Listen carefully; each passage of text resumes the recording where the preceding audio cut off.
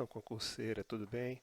Eu me chamo Luiz Otávio, esse é o primeiro vídeo que eu estou gravando para o TI para concursos, né, o qual eu trabalho há mais ou menos um ano e meio, escrevendo aulas em PDF na disciplina de banco de dados, né, pertenço ao grupo coordenado pelo professor Gabriel Pacheco, né, e recebi esse desafio, né, de comentar em vídeo as questões do TRF Terceira Região. É a prova que foi feita há pouco tempo, né, e que trouxe aí no seu conteúdo algumas questões de banco de dados, né, e eu relacionei essas questões aqui e trouxe aqui alguns comentários para os senhores, a fim de que possamos é, é, avaliar, né, qual o grau de dificuldade cobrado nessas provas e o gabarito, né, comentado por mim. Tá? Então vamos prosseguir. Nós temos aqui o edital. Vejam que o edital desse concurso é um edital que ele segue um padrão comum na maioria dos editais para banco de dados, né? Pelo menos para o cargo de técnico, que é o cargo em questão aqui comentado.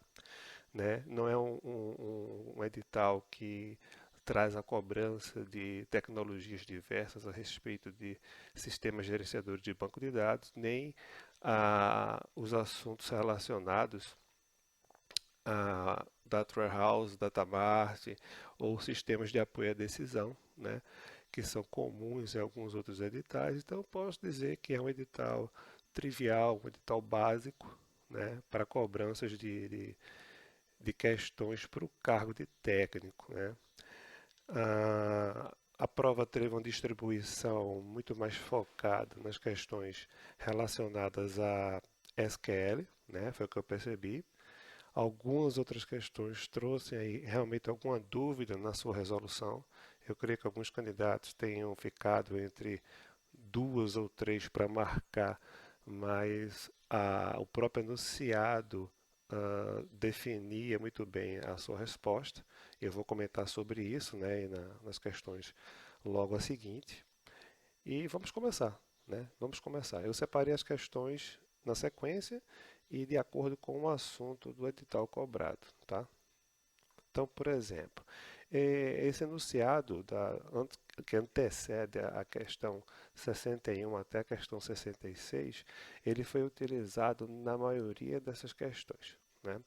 E tratou-se na sua maior parte, de questões cobrando SQL, né, e uma de entidade de relacionamento. Né? Então veja que o enfoque grande da cobrança dessa prova foi no conhecimento a respeito da linguagem de consulta SQL. Talvez seja esse o propósito do órgão quanto ao técnico que venha a ser nomeado, né, que ele tenha esse conhecimento. Então, a figura aqui, como vocês podem perceber, ela traz, né, uma tabela chamada processo, e essa tabela processo ela traz elencada logo no início aqui uma chave primária composta de três campos, né? O campo número sec processo, dígito processo e ano ajuizamento processo, né? E alguns outros campos em questão, mas o foco das questões vai cair muito na utilização dessa chave primária composta, né? Composta porque ela tem três campos, é fácil perceber, né, através da figura da chave e também a nomenclatura usada de utilizar logo acima os três campos, né, relacionados ao chaveamento da tabela.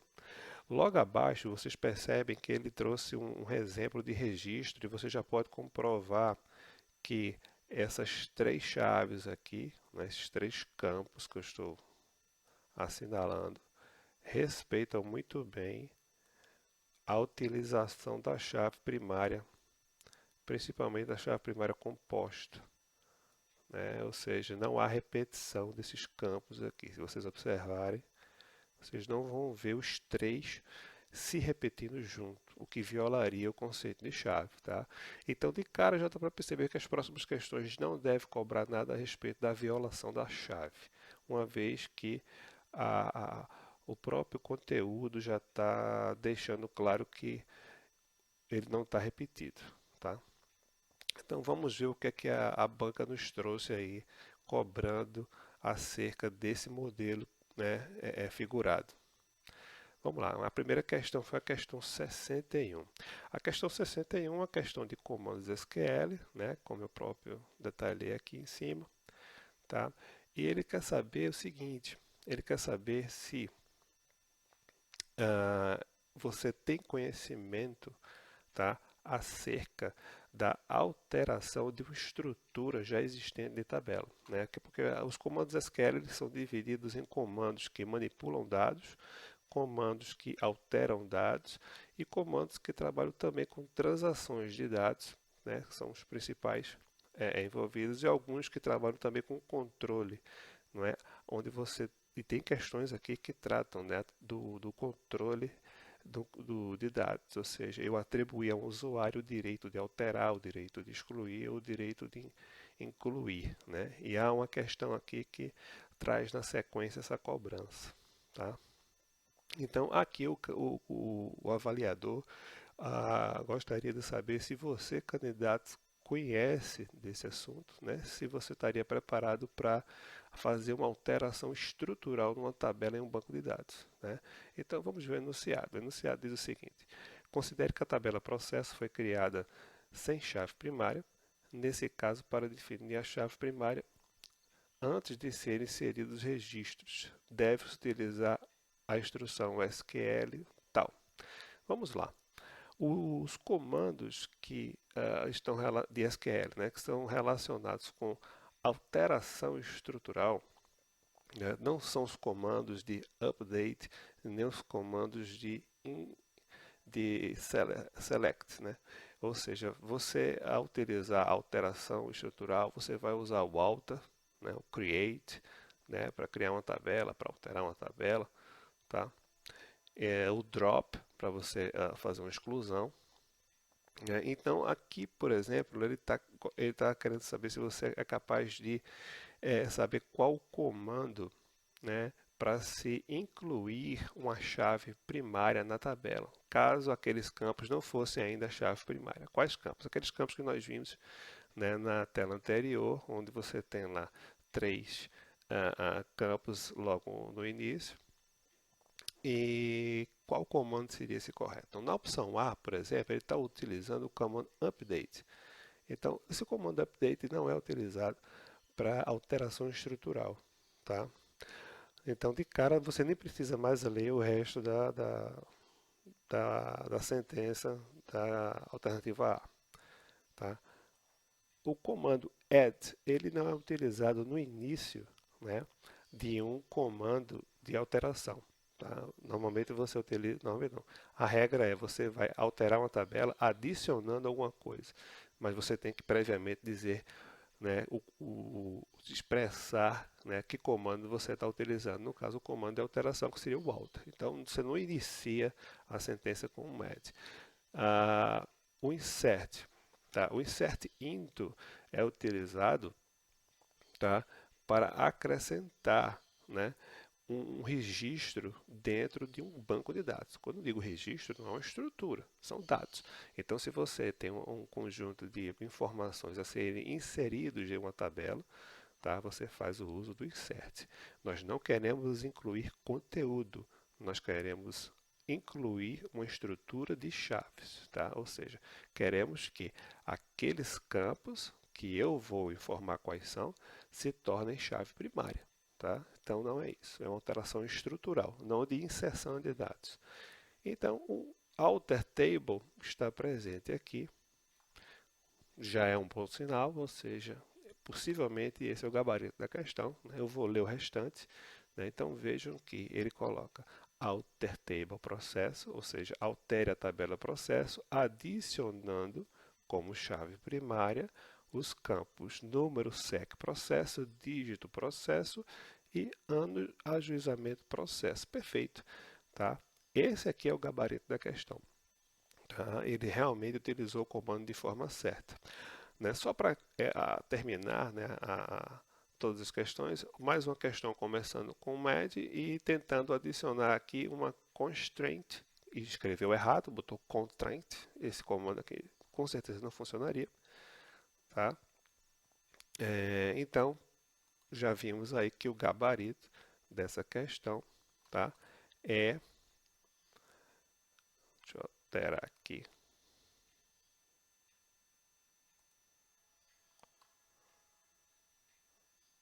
a nossa letra D, ok?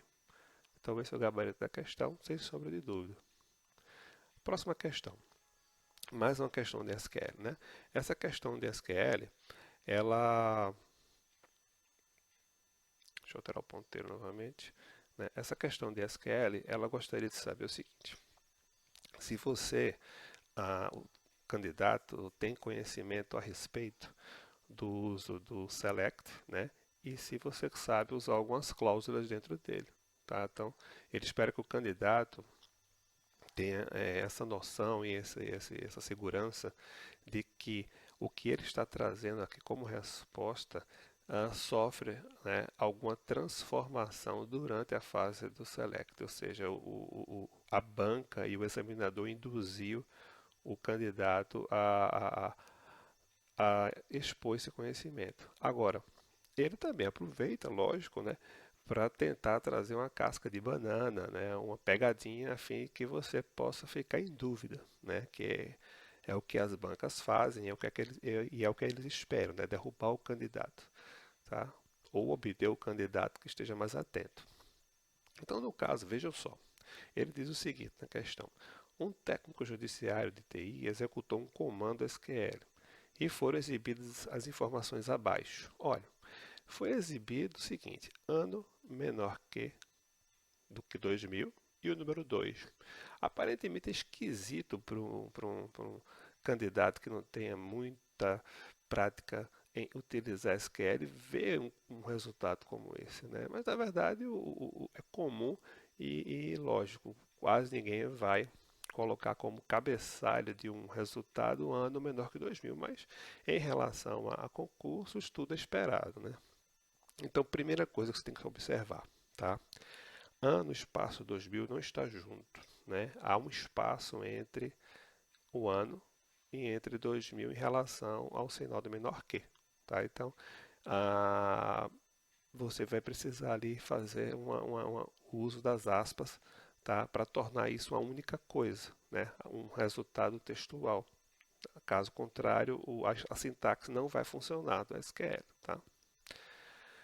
O número 2, né? Ele não está presente, né, no campo ano do ajuizamento. Não existe esse número em ano do ajuizamento. Se nós voltarmos aqui, vocês vão ver que ano do ajuizamento não traz aqui o número 2. Então, na verdade, é o seguinte. Vamos voltar. Olha só. Ele quer fazer uso da função count, na verdade, tá? Ou seja, ele quer contar quantos anos de ajuizamento existem, né, que sejam menor do que 2000. Alguns anos ali estão abaixo de 2000. Só que, além dele contar, tá, quais são esses anos 2000, que estão abaixo do número 2000, do ano 2000, ele quer que a saída, tá, o título da saída seja ano menor que 2000. Né? Então, nesse caso, nós utilizamos uma função chamada as para fazer uma renomeação nesse campo. É o que a gente chama de alias. Tá? Então, primeira coisa que você tem que olhar aqui, quais dos comandos usam count e quais estão usando o alias. Tá? Isso é uma técnica para você sair eliminando alternativas na hora de avaliar uma questão. Tá? Então, tem que estar presente um as e tem que estar presente o count. Tá? E o count de quê? O counting das linhas. Quantas linhas, né? E aí nós usamos a cláusula, nós usamos o asteriscos, né? Ou seja, conte todas as linhas. Asterisco significa todas, tá? Então, conte todas as linhas que da tabela processo e que me trazem um ano menor do que 2000, tá? E que o resultado, tá, seja exibido numa coluna chamada ano menor do que 2000. Esse é o objetivo, tá? Então vamos observar aquelas alternativas que a gente vai aqui eliminar, tá? Por exemplo, aqui ele está trazendo o count de ano de ajuizamento, já não é essa, tá? Aqui ele também está trazendo count de ano de ajuizamento, count de ano de ajuizamento e count de ano de ajuizamento de processo. Então, essas não são. Então, de cara, olha como ficou fácil. Você ficou apenas com uma alternativa, a letra B, né? Uma questão fácil, fácil de ser eliminada essa daqui, tá? Outra coisa é a seguinte, a última alternativa usa o AVG, que é para média, não é o caso, a gente quer contar, né? E a letra B traz o count asteriscos, é a única que traz count asteriscos, tá? Então, fácil, fácil, fácil, o gabarito dessa questão é a letra B. Agora vamos fazer alguns comentários aqui, tá?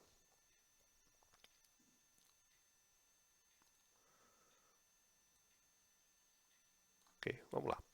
Vamos fazer alguns comentários. Vamos lá. Anajuizamento, tá? Ele está aqui em aspas, justamente porque tem um espaço, né, entre as palavras, tá? Então, há casos aqui que não funcionariam de qualquer forma. Esse caso aqui não funcionaria dessa forma, tá? Como está escrito. Então, é preciso ficar atento, né, a esses casos. Quando vocês forem realizar um comando SQL que forem renomear, se for uma palavra contínua, tudo bem, não vai precisar das aspas, mas se tiver em separado e você quiser aquilo como título da coluna, que é o caso, é preciso colocar aspas simples, ok? Então, essa questão foi muito fácil aí de eliminar, né? A alternativa realmente é a letra B. Ok, vamos dando continuidade aqui na questão agora 63, né? A questão 63, ela mais uma vez traz um comando SQL e o objetivo, né, pelo que eu vi aqui da questão, é saber se o candidato ele é capaz de ah, ah, elaborar um comando que traga dados de formas distintas, né, e ordenada, né? E esse é o objetivo praticamente dessa questão. Não existe nenhum outro grau de dificuldade maior, tá? Para quem conhece SQL, para quem estudou para o concurso, é fácil, fácil, mata essa questão, tá? Antes de eu avaliar de cara, já eu daria uma dica de eliminação de alternativas. Primeiro, percebam que os dados, eles estão vindo todos eles, na ordem decrescente, ok? Do 2014 até 1997. Tá?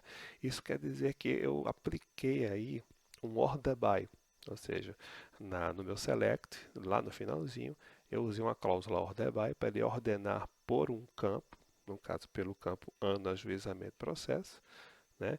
E na ordem decrescente. Né? Então tive aí que utilizar a cláusula desc para isso. Então, eu já olharia as questões que tem desk escrito no final com order by, já para selecionar. E outra coisa, não há repetição dos anos. Percebam que em 2014, 12, 2007, 2002, 2000, 1999 e 1997 estão aparecendo aqui de forma única. Ou seja, mais uma cláusula foi usada no comando select, que é a cláusula distinct. E essa cláusula fica lá no comecinho, né? Ou seja, junto com o nome do campo. Tá? Então, de cara, eu para eliminar as alternativas procuraria quem tem distinct e quem tem desk, né, em ordem decrescente. Então, avaliando aqui as alternativas, tá, eu já de cara percebo aqui o distinct na B com o ano do ajuizamento, né, e o desk aqui ao final.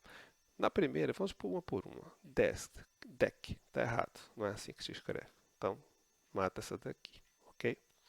A letra B, né, possivelmente a nossa alternativa, traz aqui o distinct, né, com ano, ajuizamento, processo, né, está sendo renomeado, né, para anos, e realmente é o resultado esperado, né, percebam lá em cima, né, Na tabela processo, from processo, order by, pelo campo ano, ajuizamento processo, decrescente. Então tá perfeita essa alternativa. Vamos para a seguinte. Não usou distinct. Está aqui. Errado.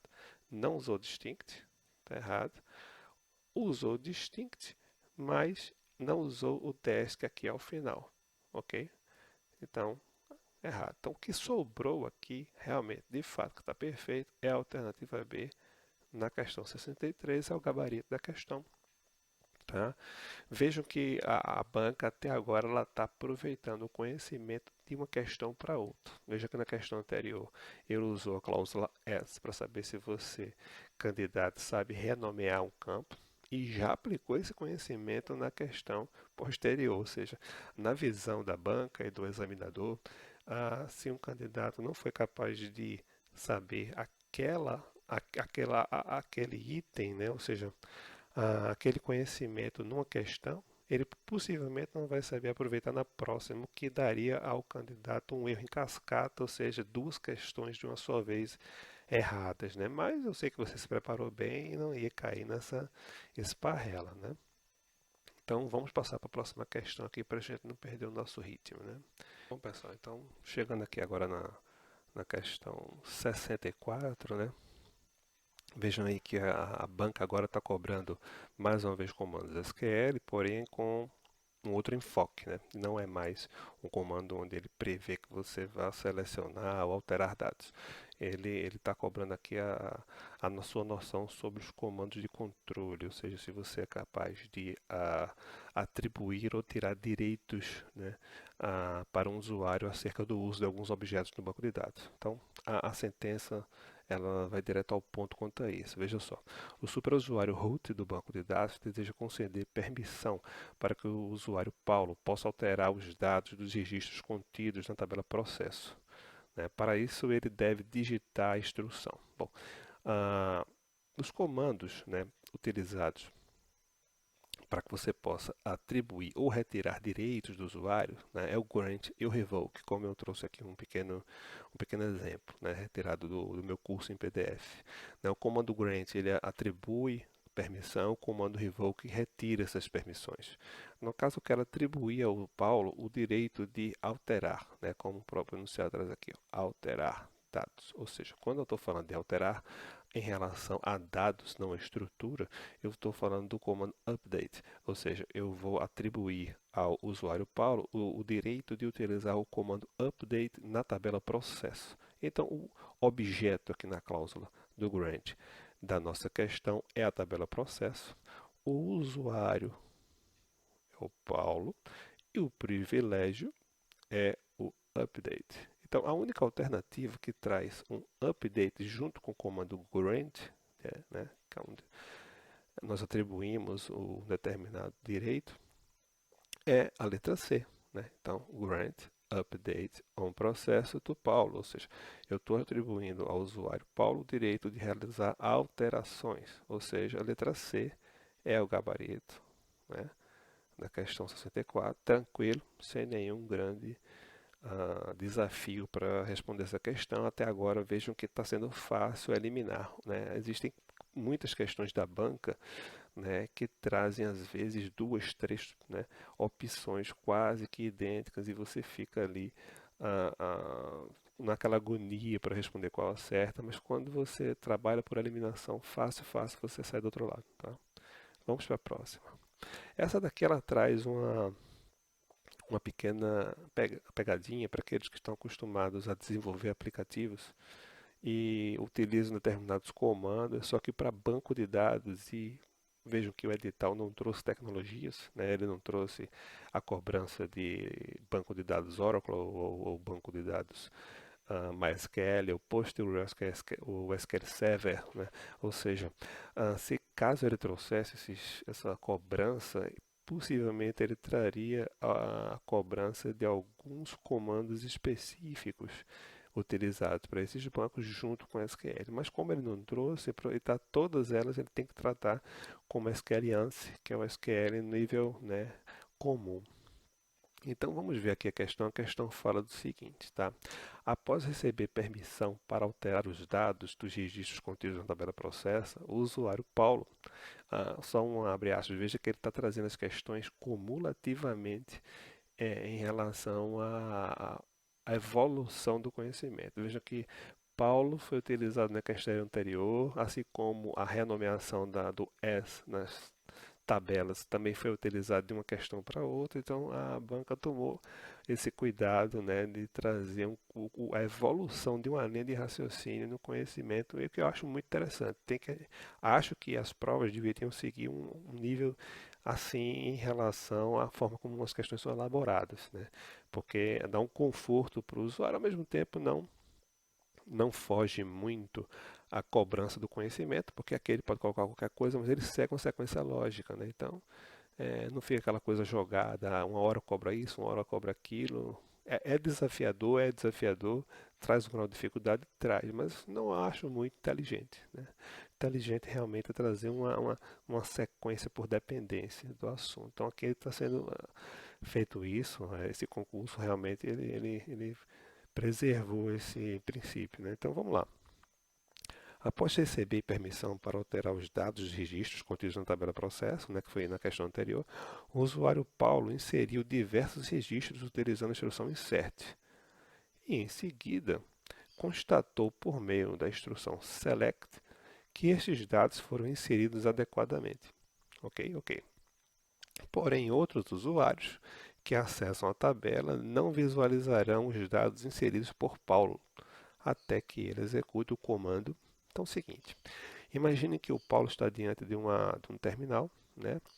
E ele vai realizar um comando de insert, né, escrito mesmo. Ele não está usando um sistema, vamos supor, para isso, né, onde ele aperta no OK e por implicitamente ele realiza esse comando. Vamos supor que o Paulo está ali inserindo, usando o insert into para inserir dados numa tabela.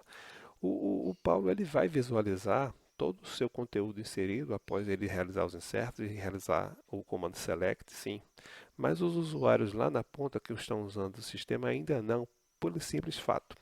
Os dados inseridos ainda não foram persistidos no banco, não foram gravados no banco. Então, o comando que realiza, né, a gravação dos dados no banco permanentemente é o comando commit, né? E o comando commit ele está presente aqui na letra A. Alguns candidatos possivelmente devam ter ficado em dúvida entre a letra A e a letra B. E por quê? Porque a letra B traz aqui o refresh. O refresh é praticamente, se fosse na prática, apertar o F5 para ele atualizar. No caso, algumas linguagens de programação têm esse comando, trazem o comando refresh, que é um comando de atualização, tá? Ele novamente pesquisa no banco aquele dado e traz de volta, atualiza. Mas se não estiver lá o dado, né, persistido, não vai adiantar. Então ele tentou aqui deixar o usuário programador, né, em dúvida, né, no caso o candidato que é programador em dúvida entre o refresh e o commit, mas no caso o resultado realmente é o commit, porque trata-se primeiro é uma questão de banco de dados. O comando refresh não existe dentro do SQLANSI, tá?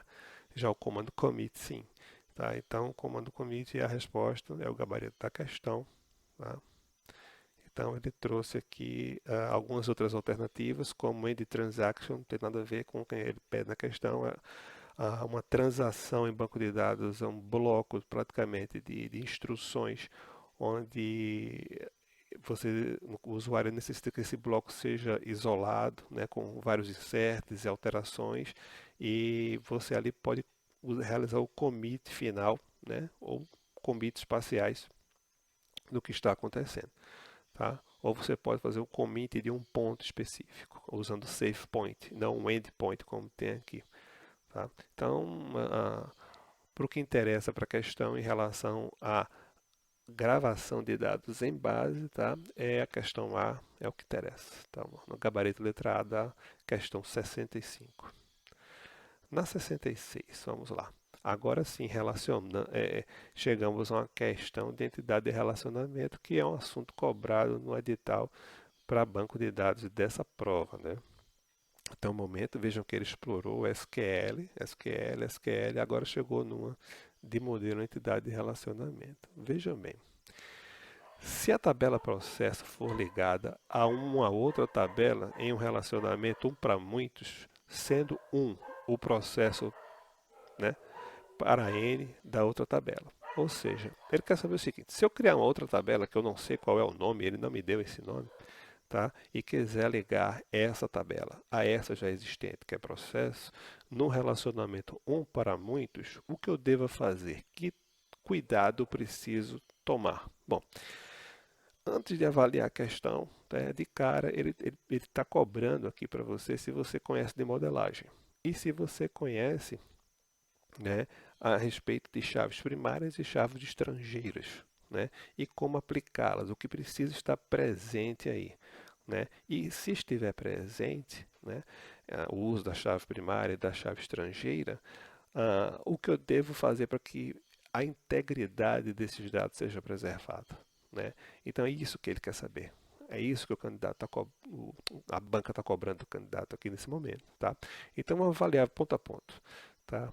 Ele diz o seguinte: se a tabela processo for ligada a uma outra tabela em um relacionamento para muitos, né, sendo um processo e muitos a outra tabela, nem todos os registros cadastrados na outra tabela precisarão estar relacionados a algum processo existente na tabela processo. Isso aqui é falso, tá? Por quê? Porque eu preciso sim relacionar os dados que estão aqui no lado 1 ao que estiver aqui relacionado no lado N, ou seja, senão eu vou ter uma quebra da integridade referencial. Tá? Vejam que o enunciado da questão ele não é muito específico em dizer se eu vou ter, por exemplo, que obrigatoriamente ter, ou se a entidade é fraca ou forte, no caso da outra entidade. Né? E eu vou ter que me ater à questão somente a isso. Tá? O que eu devo fazer para manter a relação de uma com a outra. Tá? Vamos lá. Questão B. As colunas número, SEC processo, dígito processo e ano de ajuizamento processo, que são os campos chave primária de processo, né, da tabela processo, terão que aparecer obrigatoriamente na outra tabela como chave primária. Olha só. Na outra tabela, esses dados serão chave estrangeira. Tá? De acordo com a modelagem, ele pode até compor junto com a chave da outra tabela uma chave primária composta por mais o campo da tabela da outra tabela, né? Formando aí um agrupamento de 4 ou de 5, né? Mas com certeza a predominância desses campos na outra tabela dá característica de chave estrangeira, não obrigatoriamente junto com as chaves primárias. E quem vai definir isso? Quem vai definir são as regras essas que não foram colocadas aqui no enunciado. O enunciado só quer saber o que deve ser preservado, né, quando eu tiver esse relacionamento, tá? De 1 para N. Mas ele não me traz mais nada, nenhuma especificação. Na alternativa C, será obrigatório que na outra tabela seja cadastrado pelo menos um registro para cada valor da chave primária da tabela processo. Errado, né? Quando nós temos um relacionamento um para muitos, eu não tenho. E olha que a chave, apesar de ser uma chave composta por 3 campos no lado 1, mas é como se esses 3 campos fossem uma única coisa. Tá? Os 3 campos representam uma identidade única. Esse é o conceito da chave primária. E eu não tenho que associar dados para cada um desses em separado. Então, isso aqui torna falsa a questão. Né? A chave primária da outra tabela precisa necessariamente aparecer na tabela processo para que seja garantida a integridade referencial. Não, é o contrário, né? Não é de trás para frente, ou seja, os dados de processo precisam estar na outra tabela. Tá? Então, isso aqui está errado. Então sobrou a letra E. Vamos avaliar a letra E. As colunas número, SEC processo, dígito processo, ano, ajuizamento processo terão que aparecer na outra tabela para ver integridade referencial. Perfeito. Vejam que ele não está aqui dizendo que tem que aparecer como chave estrangeira, como chave primária, né? Ele foi bem assim, superficial, né? Ou seja, naquilo que é comum. Tem que haver uma preservação da integridade referencial. Ou seja, para que eu possa ter integridade referencial entre uma tabela e outra, implicitamente ele está querendo saber o seguinte: olha, para que isso aconteça, é necessário que os campos da tabela processo estejam presentes nessa outra tabela, tá? Para garantir que haja a integridade referencial. Ou seja, eu não venho adicionar dados no campo referente a essa chave aqui, tá? Que não pertençam a essa tabela. Ou seja, eu vou quebrar a integridade entre essas duas tabelas se isso acontecer, tá? Então, a questão realmente traz como alternativa correta a letra E, tá? Alguns podem ter alguma dúvida a respeito de algumas alternativas, como por exemplo, a questão de nem todos os registros cadastrados na outra tabela precisarão estar relacionados, achando que, apesar de ser um para muitos, mas eu posso, de repente, não ter necessidade em algum local de ter esses dados aqui na outra, mas se eu fizer isso, eu vou quebrar a integridade referencial entre essas tabelas. Tá? Então, para que haja integridade referencial entre as tabelas, implicitamente eu estou dizendo que eu vou ter lá o campo da tabela processo como chave estrangeira na outra, é preciso que ela esteja presente. E os dados que vão ser armazenados lá têm que ser os mesmos dados que estão contidos nesses campos, né, que formam chave primária em processo. Caso contrário, você vai ter uma quebra da integridade referencial. Ok? Então vamos para a nossa última questão. Aí assim, agora vem uma questão de normalização, uma questão, um assunto, né, que para muitos é um bicho de sete cabeças, mas olha, simples, simples, simples, tá? Basta você trabalhar com praticamente três regrinhas aí para a primeira, segunda e terceira forma normal, né? Só para revisar, a primeira forma normal, ela traz no seu objetivo principal evitar dados aninhados, ou seja, preservar dados atômicos ou dados únicos, dados que não sejam divisíveis. Então, você não deve armazenar dados que eles tenham divisão entre eles e na mesma tabela, tá? O que forma a chamada tabela aninhada por alguns autores, né? Essa é a primeira forma normal. A segunda forma normal pressupõe que você está na primeira forma normal, ou seja, todos os dados são atômicos. E a segunda forma normal diz que você não deve ter dependência parcial com a chave primária da tabela. Ou seja, os dados que são não chave, que estejam na tabela, eles não podem depender de parte da chave primária. Então, se eu tenho uma chave primária composta com dois campos, todos os outros campos da tabela têm que estar relacionados com esses dois campos e não com um dos dois. Caso isso aconteça, eu estou infringindo a segunda forma normal, ok? A terceira forma normal se prevê que você está na segunda forma normal, ou seja, você não tem dependência parcial, e a terceira forma normal diz que não pode haver dependência transitiva na tabela, ou seja, a dependência transitiva diz o seguinte, ó, eu tenho dados que não são chave. E os dados não chave não podem estar relacionados entre eles. Ou seja, não pode haver um relacionamento entre eles dentro da mesma tabela. Ou os dados não chave se relacionam com a chave, tá?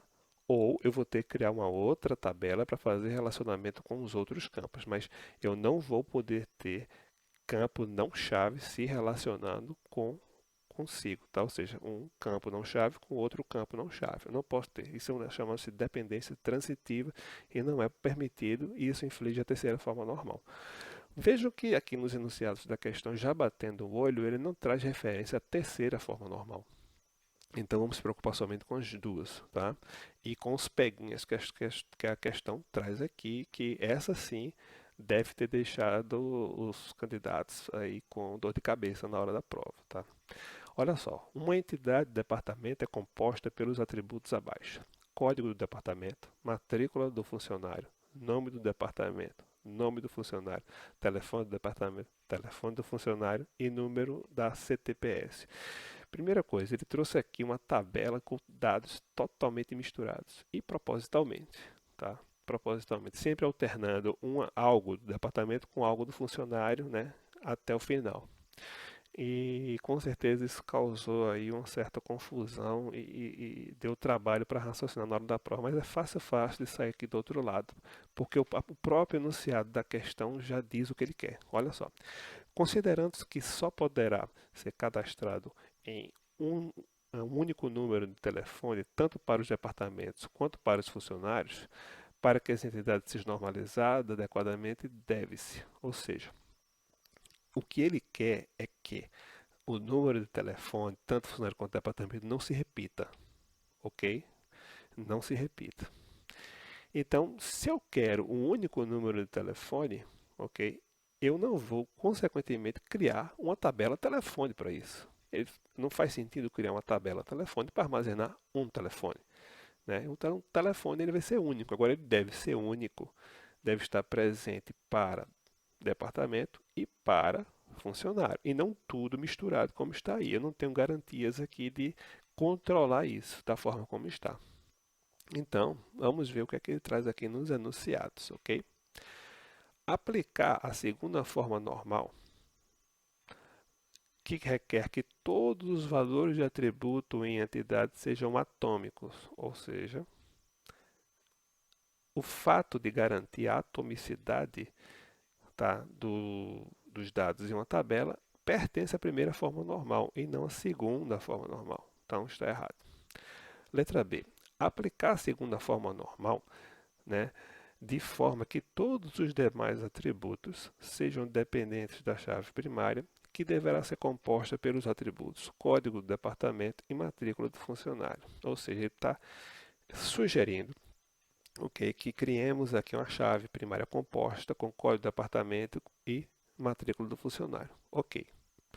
O problema é o seguinte: alguns campos aí estão fazendo referência a departamento e outros a funcionário. Como é que você vai ter uma chave composta de código do departamento e matrícula do funcionário, sendo que os campos seguintes, parte deles estarão relacionados a uma chave e parte da outra?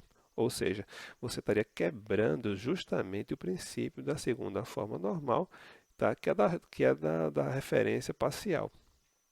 Ou seja, eu não posso ter aí, né, dados parcialmente relacionados com a chave, ok? Ou todos os dados não chave se relacionam com toda a chave, ou não.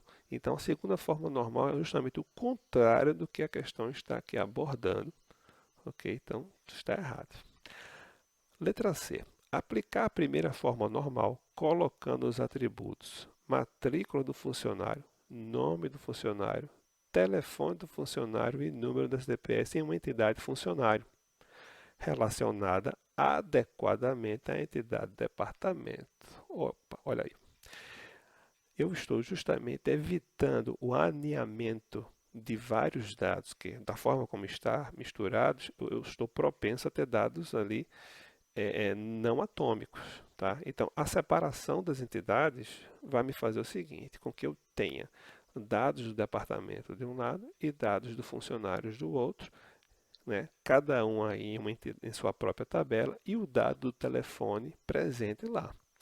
E aí eu vou fazer o controle por via de sistema até o banco para que tal número de telefone seja único. E vai ser único porque só tem um campo lá, né? Caso eu venha colocar dados não atômicos lá dentro, eu vou precisar tratar depois. Mas só o fato de ter separado, eu realmente já resolvi usando a primeira forma normal, tá? Para isso, que eu vou ter de forma única o número do telefone do departamento no lugar e o número do telefone do funcionário no lugar. A letra C até agora me parece ser o gabarito da questão. Vamos ver as outras. Criar mais duas entidades, funcionário e telefone. Já está errado. Se eu criar uma entidade telefone, eu estou dizendo que eu vou ter vários telefones. E no caso, eu vou ter um telefone apenas, né? Segundo o enunciado, né? Para departamento e um para funcionário. Tá? E ele diz aqui ainda mais, relacionando todas elas com a cardinalidade um para muito. Já está dizendo aqui. Ó. E isso aqui inflige, alterna ao que ele quer, né? Aqui, né? Aqui diz um único telefone. Eliminar os campos matrícula do funcionário, nome do funcionário, telefone do funcionário. De onde? Da tabela de departamento. Ou seja, ficando somente dados do departamento. Já que estes campos são os únicos que não contêm dados do departamento, mas sim do funcionário. Tá. Pergunta que eu faço: do que isso me resolve para o que o enunciado quer? Nada. Não me resolve nada. Onde vai parar o número do telefone do funcionário? Né? Então, essa daqui está totalmente esdrúxula. Então, realmente, a alternativa correta é a letra C. Tá? É a mais sensata, é a questão que me apresenta a solução inicial para separar esses dados da tabela de departamento, né? Dando a independência entre as tabelas, né? E evitando a atomicidade, aliás, evitando-se que haja dados alinhados na tabela de departamento, como da forma que está se apresentando se propõe. Né? Então, a partir do momento que eu separo, eu dou a independência para esse universo de dados. Então, esses são meus comentários a respeito das questões. Eu espero ter ajudado vocês. Se quiserem conhecer o meu curso, ele está presente lá no TI para Concursos, né, .net, que é um site especializado em concursos para a área de TI, né?